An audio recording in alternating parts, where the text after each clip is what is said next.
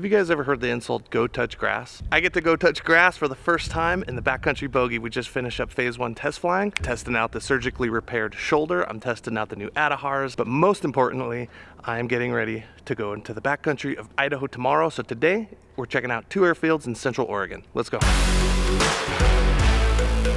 So far so good with the shoulder. And yet another reason why this is so special is we get to meet up Airborne with my friend Jake in his wagon. Hey Jake, I got you in sight. I'm at your right 5 o'clock, mile and a half, 2 miles.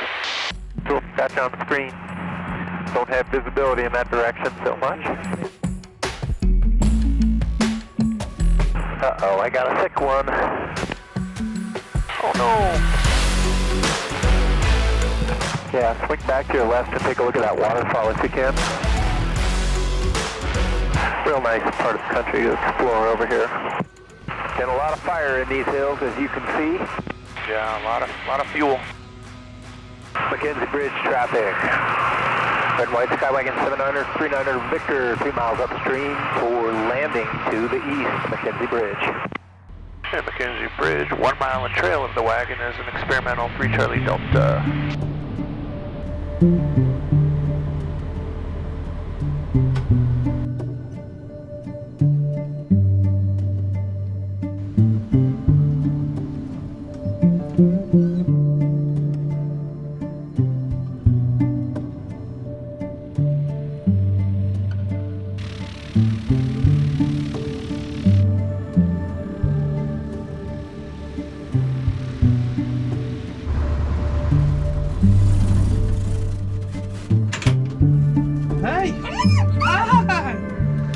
So excited! What's up, buddy?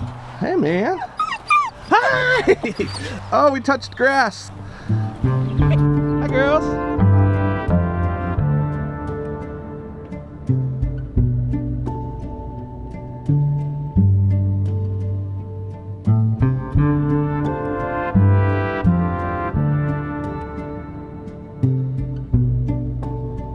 This is my friend Jake. He gave the bogey a once over. He was the lead Lance Air engineer for a number of years. The inspection from the DAR went fairly well, so it's very appropriate that you're my kind of first backcountry buddy, so to say. So it kind of just worked out. We didn't even plan this, but just texted him this morning. And this is the first grass strip you've been in, or?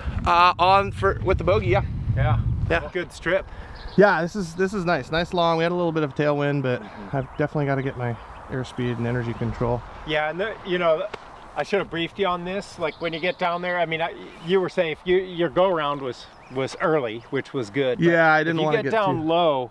You know, your plane's got the performance to do it, but yeah. I do not want to go around into that. No. You know, that's... No, and I was pretty conservative, but I'm glad I did it because I would have been pretty hot. Yep. You know, as it was, I was still kind of hot midway through the field. We did have a little tailwind. But... Yeah, probably 5 to 8 knot tailwind. But again, yeah, I just replaced the Adahars and G5, so I wanted to save a couple knots for mom and the kids because I haven't tested out the stall speed with the new system yet. So I'll go out and do that probably today. But here is your beautiful wagon. Tell me quickly about the wagon.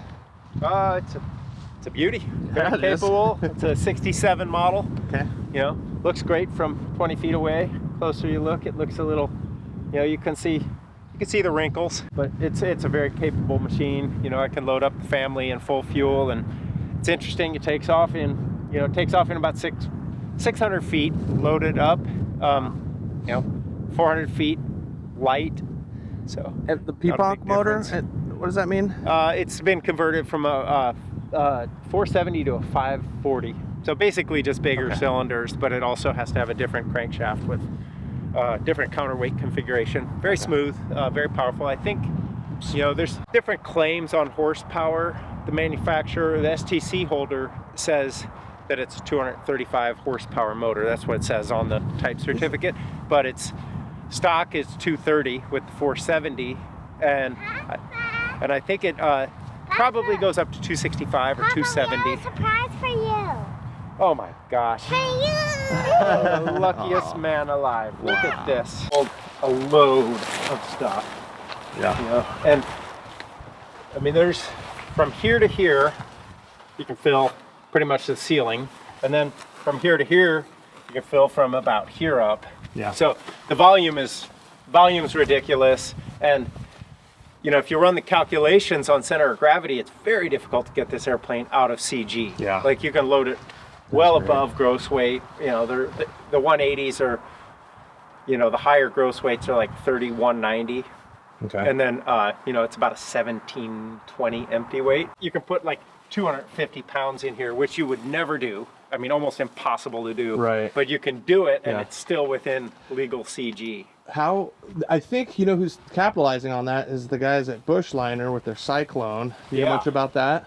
I've been following them a little bit. Yeah, that's pretty exciting what they're doing Yeah, it's With- a cool plane. with that. I mean, yeah. there's nobody producing anything like this I know, anymore. and there's I mean, such a they demand stopped in for it. about 83, 84. Right. Yeah. Right. And so they're, you know, putting some modern amenities and backcountry amenities or Alaska amenities, like a 55-gallon size door in the back of it. And, Yeah. but You know, the great thing about these planes, they got a really good spread. You can get them pretty slow. You know, this airplane, it's yeah. stall, airspeed go all the way down, just bouncing around the 0 mark, you know, almost undetectable. Yeah. And, you know, it's fully controllable at that low speed. And then it's pretty fast, you know, with the smaller tires like this, at 145 knot airplane. Yeah. It's pretty good. That is great. Doing what? It's drinking some fuel. Yeah, 14 or so. Yeah, probably closer to 16 Okay. at 145 knots. But Okay. I run around 135 on 11. You Okay. know, economics just don't really favor going 135 knots all the time. Right. Exactly.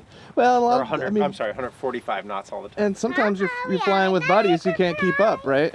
Yeah. You know. Yeah. So, dude, your localizer antenna is backwards. There's a reason for that. Is there? Oh yeah. Because of the rudder, it'll hit the rudder, I guess. You need to do your pre-flight. Do your pre-flight and catch it in the face. It works both ways. Yeah, I suppose so. It does. It does make a difference. It's the dipolarity that is Right. what's important there. Exactly. Just looks a little odd pointing forward. Yeah. Aggressive. I don't even think it produces any more drag or anything. Yeah, probably not. I probably don't even need it anymore. 'Cause Yeah. I didn't even put one in on the bogey. It's Yeah. all just GPS. Ear growth. Yeah, I fly mostly RNAVs. Yeah. So change of plans. Instead of going to a different airfield, this is such a great airfield. It's so soft, it's so long. And I feel like I'll need a little bit more work before I go to that other airfield and into Idaho tomorrow. So he recommended that just stay here, do some touch and goes. They're gonna go for a walk, and then we'll blast together. And A lot to learn at this field. yeah, it's pretty much one way in, one way out. So take off to the west, hairpin turn, land to the east, and do it a few more times. Lather, rinse, repeat. There's some stories here. I saw Oh, Bobby. one time there was a fly-in, and there was a guy that landed a Mooney, came down over the trees. Oh. He touched down way down there. He locked up the brakes and went off the end.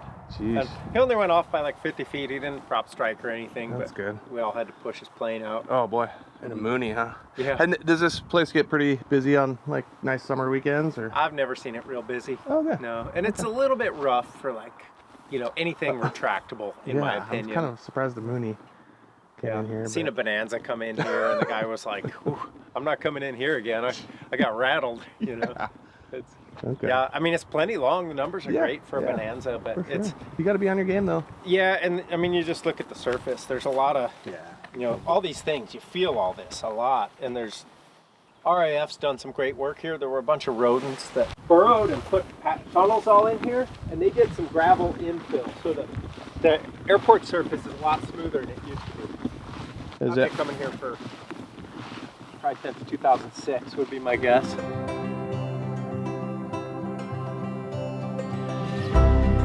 Somewhere far above.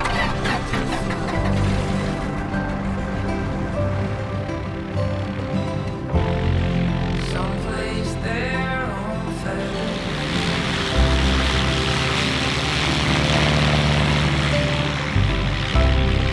Hundred worlds I could get lost in.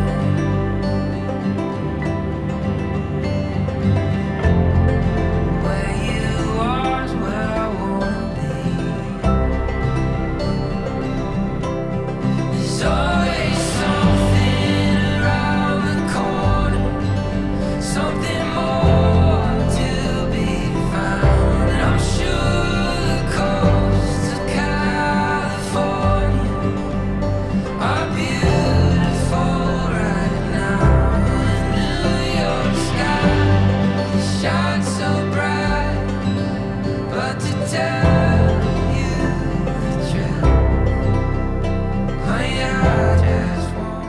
fun, just getting a feel for it. And Jake saw how much fun I was having. He had to hop in his wagon, and he's gonna give it a go.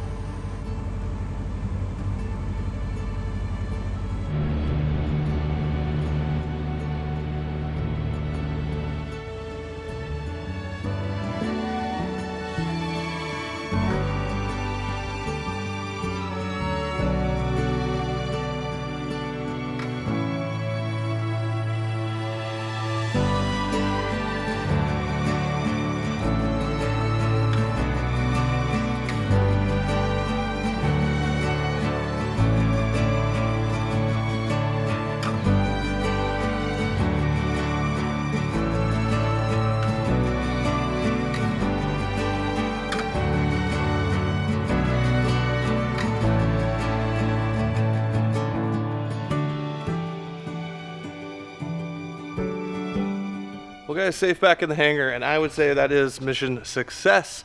Trying out the shoulder, that worked great. Touch and grasp, thanks Jake, that was so awesome. I'm really glad I skipped chucker, so that one's still on the to-do list, but it was great to have his instruction and give me some pointers, and I was doing some patterns. And coming home, I had the biggest realization because I did some stall testing and some more rough pedostatic testing with the new Idahars, and I realized that I was carrying way too much energy because my stall speed is now down at like 38, where it was like 42, 43 before. So more refining on that, but that's really gonna help me into the backcountry, northeastern Oregon tomorrow night, and then Idaho the next couple nights. So I'm so looking forward to that. Hope you guys are doing well. Until next time, it's Steve, you're cleared direct.